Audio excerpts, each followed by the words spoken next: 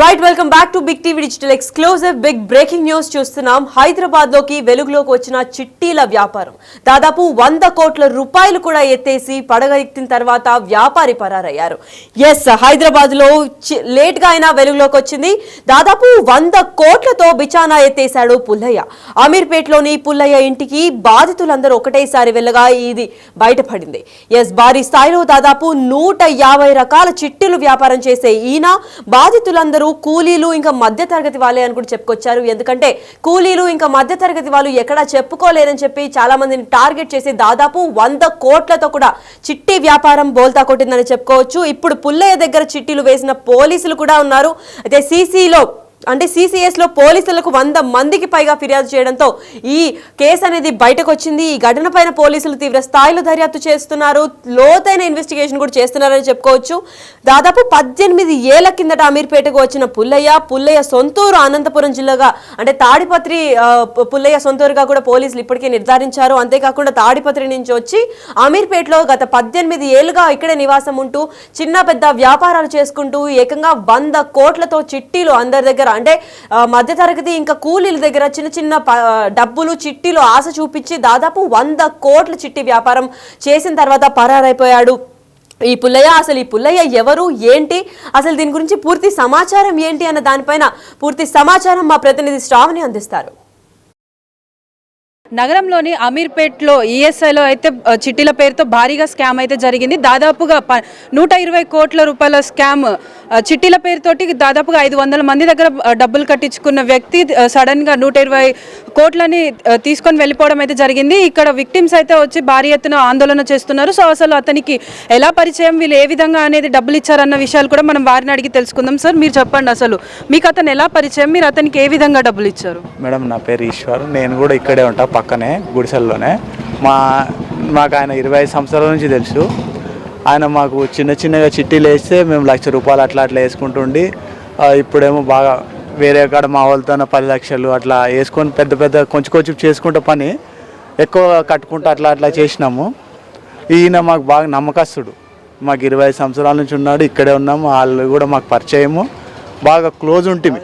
అట్లా అని నమ్మకంతో మేము వేసినాము. నావి 10 లక్షలు, మా అక్క కొడుకులు, నేను బాబాయ్ అయితే వాళ్ళు అందరూ, మా అల్లుళ్ళు అందరూ కలిసి దగ్గర మా వాళ్ళవే ఒక 4 కోట్ల దాకా ఉన్నాయి. ఒకడు 20, ఒక 15, ఒకడు 30 ఇట్లా కొంచెం చేసుకొని ఊర్లో బతికి అట్లా పొలాల్లో చేసుకొని ఆ పొలాల మీద అప్పు చేసుకొని తెచ్చి ఇక్కడ వడ్డీ ఎక్కువ ఇస్తానని చెప్పి ఈయన తీసుకున్నాడు. ఆ చిట్టీలు చేయడం వల్ల అంతా మాకు చాలా లాస్ అయిపోయింది. మాకు ఆయన మా డబ్బులు, మేము పెట్టిన డబ్బులు మాకు ఇస్తే మాకు చాలు, మాకు ఆ వడ్డీ పైసలు అవసరం లేదు. మాకు ఆయన వచ్చి ఇస్తే చాలు. మాకు ఆ నమ్మకం తోటి ఉన్నాం ఆయన మీద. కాదు, ఇప్పుడు మీరు అధిక వడ్డీ అని అంటున్నారు కదా, మరి మీరు డబ్బులు కట్టినప్పటి నుంచి మీకు ప్రతి నెల వడ్డీ ఇచ్చేవాడా? ప్రతి నెల కాదు మేడం, సంవత్సరానికి అని చెప్పి తీసుకున్నాడు. కొంతమంది ఫస్ట్ ఇచ్చాడు, స్టార్టింగ్లో కొంతమంది తీసుకున్నారు. అట్లా చాలామంది మేము ఇస్తున్నాడు కదా, మాకు ఎప్పటి నుంచో పరిచయం, మా దగ్గరే ఉన్నారు కదా వాళ్ళు, అంతా క్లోజ్ కదా అని మేము ఇంకా ఎక్కువ మందిని నమ్మి ఇంకా మా తరపున ఇంకా చాలామందికి పెట్టి తీసుకొచ్చి ఇక్కడ ఇన్వెస్ట్మెంట్ చేయించినాం. మేమే కాదని మా ఊర్లో వాళ్ళకి కూడా పెట్టినాం. మా ఊరిలో మంత్రాలయము, నాగల్దిన్ని, ఎమ్మెగనూరు, ఆదోని ఇవి అక్కడి నుంచి అందరు తెచ్చి ఇక్కడ పెట్టినాం. మొదటి నుంచి ఇదే చిట్టీల వ్యాపారం? చిట్టీల వ్యాపారం కాదు మేడం, మేస్త్రి పని చేస్తుండే. ఆయన మాతో పాటే వస్తుండే పనికి. అట్లా ఉంటుంటూ చిన్నగా మేము కూడా పెట్టుకున్నాం, ఇట్లా గ్రూప్ లాగా చిట్టీలు వేసుకున్నాము. అది ఎవడు ఏజెంట్ లేనందుకు అది సరిగ్గా సెట్ కాలేదు, అది వదిలేసుకున్నాం. ఆ తర్వాత ఈయననే ఏదో పెట్టి ఈయన చేసాడు, ఒక 50,000, ₹1,00,000 అట్లా చేసుకుంటూ ఈయన పరిచయం వల్ల అందరు చాలామంది అయ్యి ఇక్కడ గుడిసెల్లో ఒక 300-400 మంది ఉంటారు. అందరికి క్లోజ్ అయ్యి ఇట్లా అందరితో వేయించినాం మేము. మాకు దగ్గర మా వాళ్ళు 3 కోట్లు ఉంటాయి, 3 నుంచి 3.5 కోట్లు. సో అన్న, మీరు చెప్పండి, మీరు ఎంత అమౌంట్ వరకు ఇచ్చారు, అసలు ఏమైంది? చెప్తానమ్మా, కరెక్ట్గా చెప్తున్నా నేను. మాకు 2001 నుంచి పరిచయం అయినా, ఖచ్చితంగా 2001 నుంచి పరిచయము వచ్చేసి మేము అప్పటి నుంచి కూడా ఈ గుడిసెలలో ఉండేవాళ్ళం. మేమంతా గుడిసెలలో ఉంటాం ఫస్ట్. ఇప్పుడు ఒక్కొక్కరు ఒక తాను ఉన్నాము. గుడిసెలలో అందరూ పని చేసుకుంటూ మా ఎంబడ పనికి వస్తుండే. వాళ్ళ కొడుకు కూడా మా దగ్గర సుమారుగా ఒక 5-6 సంవత్సరాలు పనిచేసినాడు. ఆ తర్వాత వాళ్ళ తండ్రి వచ్చేసి మెల్లగా చిట్టి స్టార్ట్ చేసినాడు. 50,000 చిట్టి స్టార్ట్ చేసి మెల్లగా డెవలప్ చేసుకుంటా అందరితో పరిచయం మొత్తం గుడిసెలలో ఇప్పుడు సుమారు 1500 మంది ఇక్కడ నివసించే వాళ్ళము. అందరితో చిట్టీలు వేయించుకున్నాడు. చిట్టీలు వేయించుకున్నప్పటికి కూడా ఆయన ఫస్ట్ చిట్టీలు వేసినప్పుడు మంచిగా ఎట్లా అంటే మంచి రిలేషన్తో పిలిచి డబ్బులు ఒక వారంకి 3 రోజులకి 2 రోజులకి చిట్టి ఎత్తుకున్న తర్వాత ఇచ్చేవాడు.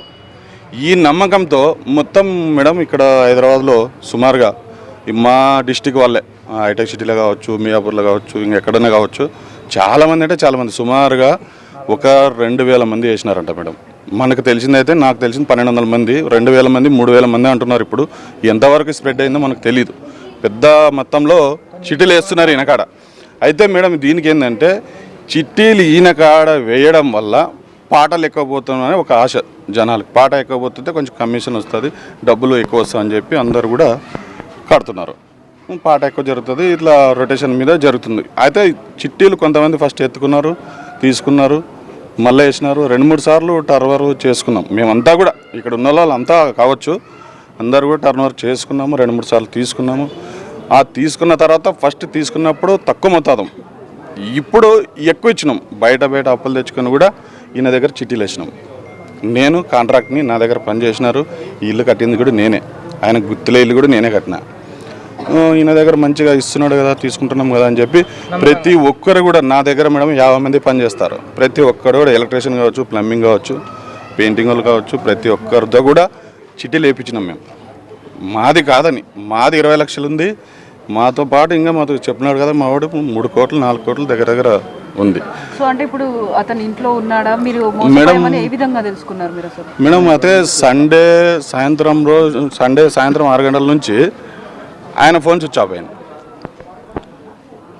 అయింది. ఇక్కడ వచ్చేసి శనివారం నుంచి ఇక్కడ ఇల్లు ఖాళీ చేసిపోయినారట. మామూలుగా పోతుంటారు కదా, వస్తుంటారు కదా, మాకు కూడా తెలుసు ఆయన పోతుంటాడు వస్తుంటాడు, అట్లనే అనుకున్నాము. సండే మాకు తెలిసిపోయింది పక్కా ఆయన స్విచ్ ఆఫ్ చేస్తున్నాడని. మళ్ళీ మాకు మండే మొత్తానికి వెళ్ళాడని తెలిసిపోతే ఇంక అందరూ వివిధ విధాలుగా అందరూ వచ్చిపోతున్నారు. ఇది మేడం ఈ ఇల్లు మొత్తం అతనిదేనా? అతనిదే మేడం. ఈ ఇల్లు ఒకటి ఉంది, గుత్తిలో ఒకటి ఉంది, ఒక 10 ఎకరాల పొలం ఉంది ఆయనకి. మాకు తెలుసు అక్కడ ఒక ప్లాట్ ఉంది గుత్తిలో, అన్నీ ఉన్న కాటికైతే ఉన్నాయి. మొత్తానికే మాత్రం ఈయన మోసం చేసినంత అయితే లేదు ఇక్కడ. మా అంటే ఆయనకు ఆస్తుండో 10 కోట్ల ఆస్తి ఉండొచ్చు. ఈయన చేసింది చాలా ఎక్కువ. కాబట్టి ఈయన ఎక్కడున్నా మాకు అందరికి వచ్చి న్యాయం చేయాలని మేము కోరుతున్నాము. ఆయన ఇప్పుడు కూడా వచ్చి ఇక్కడ కూర్చుంటే మేము కూడా సపోర్ట్ చేస్తాం. ఆయనకి సపోర్ట్ చేసి మేము కూడా చెప్పినాము. ఇంతకుముందు కూడా ఒక 2-3 రోజులు ఆయన పోయే ముందు కూడా మేము చెప్పినాము, ఏమన్నట్టు ప్రాబ్లం ఉంటే ఇక్కడ చెప్పు, మేము వచ్చి నిలబడతాము, చేసిస్తామని చెప్పినాము. ఆయన పోయినాడు. ఇప్పుడు కూడా ఆయన ఎక్కడున్నా వచ్చి నిలబడితే మా డబ్బులు మాకు చెట్టే అవసరం లేదు, వడ్డీ అవసరం లేదు, ఇంకొకటి అవసరం లేదు. మా డబ్బులు మాకు ఇచ్చేసి సెటిల్మెంట్ చేస్తే చాలా బాగుంటుంది మేడం. అది కోరుతున్నాను. మీరు చెప్పండి, మీరు ఏ విధంగా డబ్బులు ఇచ్చారు అతను? మేడం నా పేరు నరసింహారెడ్డి, నేను ఎలక్ట్రీషియన్ పనిచేస్తాను. ఈ బిల్డింగ్కి ఎలక్ట్రీషియన్ నేనే చేసిన. ఇతను నా ఫ్రెండ్ ఇట్లా ఒకరిని చూసి ఒకరిని నమ్మి అందరూ ఇక్కడనే ఉంటాం. ఒకరిని చూసి ఒకరు చిట్టీలు వేసింది.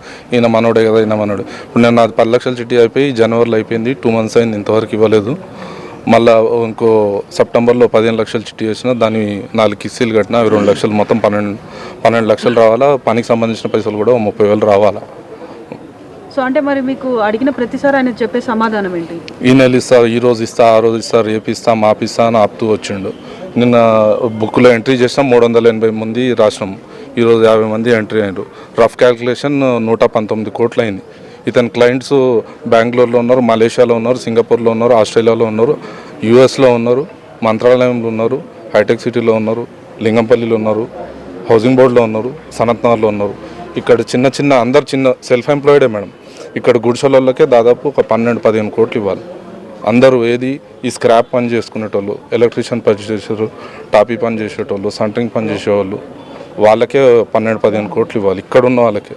అంటే జనరల్గా ఇప్పుడు ఎవరి దగ్గరైనా చిట్టి కట్టాలని అంటే మనం ఒక 10 మంది 20 మందితో వచ్చు. మీరు చెప్తున్న కౌంట్ ప్రకారం దగ్గర 2000 మంది వరకు ఉండొచ్చు అని అంటున్నారు. ఇంతమంది ఆయన అసలు ఎలా నమ్మారు మేడం? ఈయన ఫస్ట్ నుంచి హానెస్ట్గా ఇస్తుండు మేడం. మేము అదే నమ్మినాము. ఈయన ఎట్లా చేసిండంటే, ఇప్పుడు ఇతని దగ్గర 5 లక్షలు, ఇతను 5 లక్షలు ఇచ్చిండు మేడం. ఎగ్జాంపుల్, ఈ 5 లక్షలు మిత్తి ఈయనకి ఎవ్రీ మంత్ ఇవ్వకపోయేటాడు, ఎవ్రీ ఇయర్ కూడా ఇవ్వకపోయేటాడు.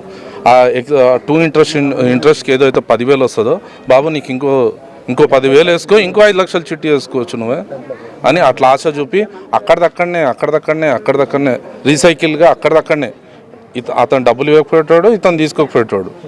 అది అక్కడిదక్కడనే రీసైకిల్ అవుతూ అక్కడనే రొటేషన్ అక్కడిదక్కడ ఆశ చూపించి అక్కడిదక్కడనే. ఇంకోటి ఎవరైనా ఇంట్రెస్ట్కి ఇస్తే 3.5-4 రూపాయలు ఆశ చూపించి తీసుకున్నారు మేడం. ఈయన ఏముంటుందంటే ఈయన ప్రతిసారి ఇచ్చిండుగా, ఇన్ని సంవత్సరాలు నేను చూస్తున్నాం కదా, ఆయనకి ఇచ్చిండుగా నాకు కూడా ఇస్తాడు కదా, అదే గుడ్డి నమ్మకంతో ఆశతోని. ఇక్కడ అందరు చిన్న స్థాయి మేడం. మీరు ఇక్కడ హట్స్ చూడొచ్చు, దాదాపు 1000 హట్స్ ఉంటాయి. ఇక్కడ వాళ్ళకే చాలా వరకు ఇవ్వాలి మేడం. అమ్మ మీరు చెప్పండి. చెప్పు. మేము వేసినాం, మేమేటికి ఎదవడతాం. మేము 20 లక్షల చీటీ వేసినామమ్మ. ఇప్పుడు 20 నెలలు అయింది. ఇంకా 20 లక్షల చీటీ 25 నెలలు నడుస్తుంది. ఇప్పుడు 20 నెలలు కట్టినాం. ఇంకా 5 నెలలు ఆగితే మా చీటీ మాకు వచ్చేది. ఇప్పుడు ఎగరేసుకొని పోయినాడు. మేము చెత్త పని చేస్తామమ్మా. రోజు వాళ్ళ ఇంటికాటి పోయి నెల చెత్త పైసలు ఇప్పించుకొని వచ్చి ఈయనకు 70,000 80,000 ఇచ్చినాం. మేము పిల్లలకు 100 రూపాయలు ఇవ్వకుండా ఈయనకు తెచ్చి ఇచ్చినాం. మేము ఇప్పుడు ఇట్లా చేసిపోయిండు, ఎవరిని అడగాలి మేము? అంటే మీరు ఎప్పటి నుంచో తెలుసు మీకు అతను? ఈయన మాలో ఒక్కడమ్మా, మా గుడిసెల్లోనే ఉంటాడు. మా గుడిసెల్లోనే ఉన్నాడు. మేము వచ్చి నా పెండ్ల 22 ఏళ్ళు అయింది. అప్పటి నుండి ఈయన చూస్తూనే ఉన్నాం మేము. అట్లా నమ్మకంగా కట్టినాక ఇట్లా మోసం చేసి వెళ్ళిపోయిండు. అంటే మీరు కాకుండా మీ చుట్టాలు ఎవరైనా మీరు అలా మా చుట్టాలు మా సొంతం మా అన్నదమ్ములమే ఉన్నాం. మా మామ వాళ్ళ 5 మంది వాళ్ళ కొడుకులంతా ఈయనతోనే వేసిండ్రు. అందరిని మోసం చేసి వెళ్ళిపోయిండు. ఇప్పుడు మరి ఎక్కడున్నారంట? ఎక్కడున్నారో తెలిసేటట్లుంటే మేమే పోయి గుంజుకొని వస్తాం కదా. మాకు తెలియకే ఈ సావు. ఈడొచ్చి నిలబడినాం రోడ్డు మీద. మాకేమి ఈ సని ఏడకన్నా పోతే పోలీసు వాళ్ళు కట్టిపోతే మాకు తెలియదు, మాకు సంబంధం లేదని అంటారు. ఇంకా ఏడకన్నా పోతే ఇంకా లేదు తెలియదు మాకే అని అంటారు. ఇప్పుడు మాకు ఎవరు దిక్కు? డిమాండ్ చేసేది ఏంటి? లాస్ట్లో మాకు ఆయన రావాలి, మా పైసలు మాకు కట్టివ్వాలి. అట్లా మేము నష్టపోతే ఎట్లమ్మా? మేము చెత్త పని చేసేవాళ్ళం పొద్దున్నే. అంత గలీజ్ పని చేసి తెచ్చి నా కొడుకు ఇస్తే ఎత్తుకొని వెళ్ళిపోయిండు.